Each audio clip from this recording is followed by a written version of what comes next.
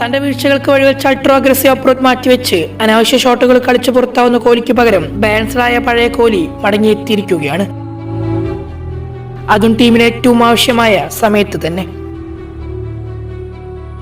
ടൂർണമെന്റിൽ അതുവരെ ഇന്ത്യക്ക് വേണ്ടി കൂടുതൽ റൺസ് അടിച്ച രോഹിത് ശർമ്മയും സൂര്യകുമാർ യാദവും പെട്ടെന്ന് പുറത്താവുന്നതോടെ കോഹ്ലി ഉത്തരവാദിത്തം ഏറ്റെടുക്കുകയാണ്. ഒരു ബാറ്റിംഗ് തകർച്ച ഒഴിവാക്കുകയാണ്. ക്രീസിൽ സെറ്റാവാൻ കൂടുതൽ സമയമെടുത്തെങ്കിലും അർദ്ധ സെഞ്ചുറിക്ക് ശേഷം സ്ലോ ഓവറുകളിൽ എക്സ്പ്ലോർ ചെയ്യുന്ന കോഹ്ലി പിന്നെ നേരിടുന്ന 11 പന്തുകളിൽ 26 റൺസ് എടുക്കുന്നുണ്ട്. ഫുൾ ഫ്ലോയിൽ കോഹ്ലി 1-ാം ഓവറിലും രോഹിത് അപ്പുറത്തും ബാറ്റ് ചെയ്യുമ്പോഴാണ് രോഹിത്തിന്റെ മടക്കം. തൊട്ടു പിന്നാലെ പന്തും സൂര്യകുമാർ യാദവും അടങ്ങുമ്പോൾ ഇന്ത്യ 34-ന് 3 എന്ന നിലയിലാണ്. എന്നാൽ ഏറ്റവും ആവശ്യമായ സമയത്ത് ഏറ്റവും വിശ്വസ്തനായ ബാറ്റർ രാജ്യത്തിന്റെ സ്വപ്നങ്ങളുമായി മുമ്പോട്ട് ബാറ്റ് വീശിയിരിക്കുന്നു. കൂടെ പതറാതെ ഒരു പോരാളിയെ പോലെ അക്സർ പട്ടേലിന്റെ പ്രകടനവും എടുത്തു പറയേണ്ടതുണ്ട്. കോഹ്ലിയുടെ 48 പന്തിൽ അർദ്ധ സെഞ്ചുറി പലർക്കും പ്രശ്നമായി തോന്നിയേക്കാം.